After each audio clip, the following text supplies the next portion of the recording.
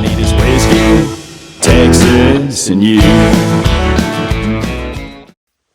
Welcome back to another episode of Whiskey Wednesday on the Whiskey, Texas, and You channel. My name is Chuck Wimer. This is Thomas Jones. And if you guys remember, we have Brad Jenschke back with us again. So we're going to go ahead. He invited us over to have another Milam and Greene product. See what we got. What do you got? So this one is actually a very special one. This is a distillery edition. Okay. From time to time, Milam and Greene will take an assortment of barrels that they really like, and they'll take some whiskeys out of that, and they'll put it all into one bottle. Not just one bottle, obviously, but one batch, I should say. Right. And this one, is probably composed of about 30 different bottles, and it's just a blend of everything that they like. They've got usually triple cask, a single barrel, and rye whiskey are their main three. And they'll just take whatever's the top barrels, and they put it all into one. So pop and top again. Yeah, you can tell that cork didn't want to. All right, so Milam and Greene. This is one of their special editions, right? Yep. What do we got here? That's a little bit stronger than the last time. Yeah. It's got a little bit more of a bite to it. What is that flavor? There is something in there. I want to say they use pine barrels. I'm not their lead mixologist or anything like that. I can't tell you everything about it. I'm like, yeah, that sounds pretty good on Saturday night when I'm back. One time I did Three bears in. One time I did get in a fight with a guy on a bunch of pallets that were pine, and I did get some in my mouth, and maybe he's right. It might taste like pine. Tastes like pallets then. Well, We either both way, it's a very nice flavor to it. Yeah. It's got a little bit more of a bite, so this is probably one of those ones where when you want to have the party and you don't want somebody drinking all your whiskey, then you bring this out because you can handle it. But anyway, yeah, this is some good stuff. I know personally, I keep my good whiskeys at home for celebration or for when I want to drink some, and then we have the others over there. Well, I've been sitting on this bottle. This one came out in May of last year. And so I've been sitting on this one for a few months, waiting on a good occasion to crack this one open. What a better occasion than hanging out with the boys, right? Absolutely. Well, we appreciate you trying to hang out with us, man. This is that's some pretty good stuff. Yes, sir. Again, since I like to drink my stuff neat, this is one of those ones where I know I'm not going to probably overindulge, of course.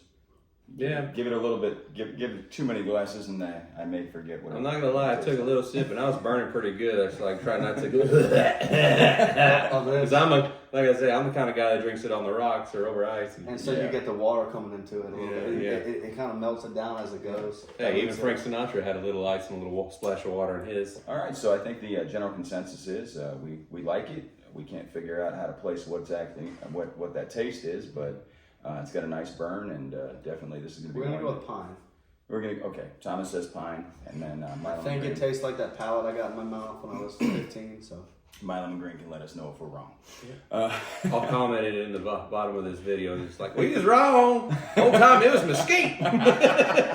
Mesquite tastes like thorns. It was cedar. It was cedar. We had too many moths in the closet.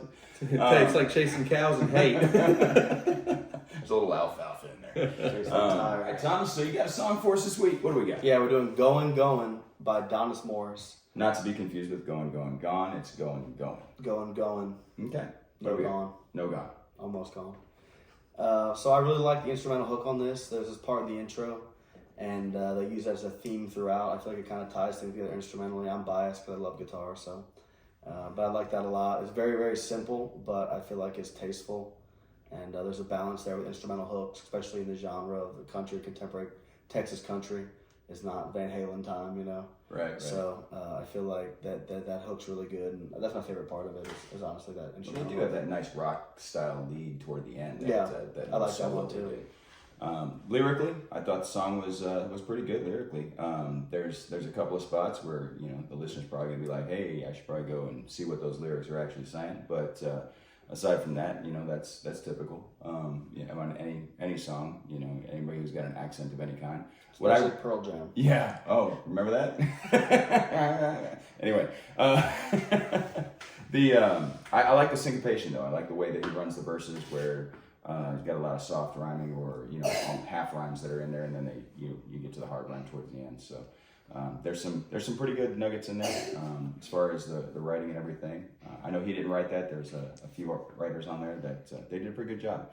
So what'd you think, man? You pay attention to the production side of everything. What do you like? Yeah, man. I mean, what I like about this song is that really just the sound and the groove of the music really matches what's going on in the lyrics. Because I mean, you ever heard the song "Sunday Morning Coming Down" by Johnny Cash? Yeah. I mean, the lyrics are just like hard and dark, and I had a beer for breakfast and one more for dessert, and then the whole time you got like a symphony playing, just happy-go-lucky music in the background. But this one, he definitely was a very good match for the lyrics and what's going on in the song. That guitar riff, dun, dun, dun, dun, it's like, it's almost fits the narrative of she's going and going because it keeps repeating, and man, it just really drives the song home. Yeah. Thought it was pretty good. Good overall, really nice song. That one's out on the charts right now. If you want to help support Donice Morace, go out there and request his stuff at the Texas playing stations. All right, well, I think it's that time for what's your name and where you're at. Throw it on the wall, Jamie. On this week's T3R, coming in at number 1 is the Chad Cook Band, followed by Casey Donahue, Mike Ryan, Sundance Head, and John Wolfe. On the Texas Country Music Chart, coming in at number 1 is Parker McCollum, followed by Casey Donahue, Caitlin Butts, Mike Ryan, and Cody Canada. On the Texas Internet Radio Chart, coming in at number 1 is Chad Cook Band, followed by Caitlin Butts, J.R. Herrera Band, Jesse Robb Jr., and Dusty Motes. Be sure to check out live music this weekend in the Hill Country area. All right, well, it's time for Thomas's favorite section, which is just the tips. In case anybody didn't know this, he, for whatever reason, he fell in love with that phrase and he coined it. So now I use it all the time. But I'm gonna go ahead and start this. Got one me off. through the last 2 years of high school. It did, right?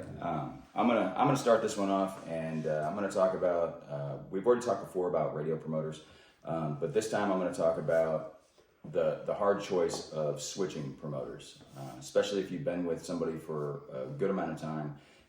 You put a lot of time and blood, sweat, and tears into trying to get something off the ground, and then you were successful. You got off the ground, and things are moving. And unfortunately, sometimes you reach a wall where you don't want to damage their brand, and you also don't want to damage your brand. So when you feel like you're reaching that spot where all the connections that you guys have between you are probably exhausted, and the only direction you can go is either staying where you're at or going backwards, you might want to look at possibly finding somebody else who has different connections. And that was a hard decision we had to make recently, where we switched over to Dave Smith for our promotion, and we're still really good friends with Mark Sebi. We love him. He's always going to be my first radio promoter, and he's always going to be the one that we learn the most from. We learned how to get into this business. It's a hard choice, y'all. I'm telling you, if you have to make that decision, don't do it out of anything emotional. Don't do it out of anger. Don't do it out of fear. Don't do it out of spite. Those are never the reasons to change your team. We just decided that in our situation, it was going to be beneficial to all of us because, well, I started a little later than most, and it's a marathon. It's not a sprint, and I started about 10 years after everybody else, so I had to catch up a little bit. So I'm not far behind you. I started pretty late too. That's my tip, and take it for what it is. But we still love Mark, and if you're getting ready to start doing this business at all, then I recommend going to see Mark Sebi. He's the one that's going to teach you the most. So my tip is talking about how we should act at venues and how people act at venues. And I see people kind of going, they get these $100 bar tabs, and they go and they spend every penny of it. And if you're four guys in a band, y'all probably shouldn't be using a $100 bar tab at your show. I did 15 last night, and it was more than enough for me. I stayed even, and I was able to keep on playing, and everybody just saw that I was having a party with them, drinking along. But if I only use 15 and we got 3 other guys, like that comes out to 45. Where's the other 55 going? Yeah, you're really at work. I mean, if you're not doing music full time and you want to turn it into that, you're at work. It's true. And it's a job where it's accepted to drink a little bit and have some food and stuff, but it's like a little bit. It's Yeah. not more than that. Yeah, you got to act the same as the bartenders, man. You can't be so intoxicated you can't do your job. And a lot of people that I admire, musicians at a very high level, guys doing stadiums and stuff, they're not drinking for their shows. Mm-mm. A lot of the guys at the level we're all at here in Texas are not understanding that. These guys that you're seeing in stadiums and stuff, making millions of dollars, are not drinking at their shows. No. Yeah. No, they're all drinking water. Yeah. That's why they have riders. And they're drinking after. Yeah, that's why they have riders. That's why there's a bottle of Crown, a bottle of Jack, and a bottle Basically, in of conclusion, Jose in the back of the bus. you really wouldn't try to do anything else at a high level and overindulge, and so I don't think music should be one of them either. Nope. It's a fun life, but that's one of the biggest challenges that people have is they try and live the rock star life too soon, and then it ends up sabotaging that career. Right, well, tell us about your tip, man. What do you got? So, man, just a little bit about video production, because video has become such an important part of presenting your music as well. I mean, we used to have, the entirety of promoting your music was just through radio and a little bit through TV, and then of course MTV became a thing, but now MTV is practically YouTube because all of us can put something on the internet.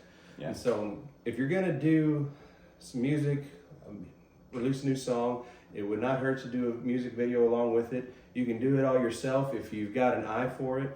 I use Premiere Pro. I know Jamie uses Video Leap. There's different programs. There's all kinds of different programs. Find one you like. I like Premiere Pro because it's very user-friendly. And if I have any questions or any problems with it, I can go to YouTube. As far as it goes with video production, you can do a lot of stuff yourself. I personally hire a guy to come out, like when we were in the video for Drunk on Your Kiss. Emilio comes out. He's got an eye for what I need. He kind of knows what I need to make this music video. And so he gets the shots we need and does everything on that side of the camera. I just got to look pretty, which I know that's 95% of the job when we're doing music videos, trying to make Brad look pretty. First, they got to take me to the car wash. So you can do a lot of stuff yourself. Get that video, slap it in your computer, and then you can sit there and cut and paste whatever you want. You know how you want it. Take the time to try and do it yourself. Learn how to do production, even if you don't do a full-on music video. Even if you're just doing something like you sitting there playing a guitar with headphones on, singing into a microphone. Do it from different angles. Just the same old thing, just sitting here in front of an iPhone. It can really open up what you're doing and get it out to more people, make it more attractive to people using YouTube and stuff. If you do things just to mix it up and be a little bit different from everybody else. So Yeah, and work on your lighting. Lighting is, from what I understand, lighting is key. Lighting is very important. I mean, you saw the big moon we had shining out there when we were trying to do Drunk on Your Kids, because that was the first one you actually did at night.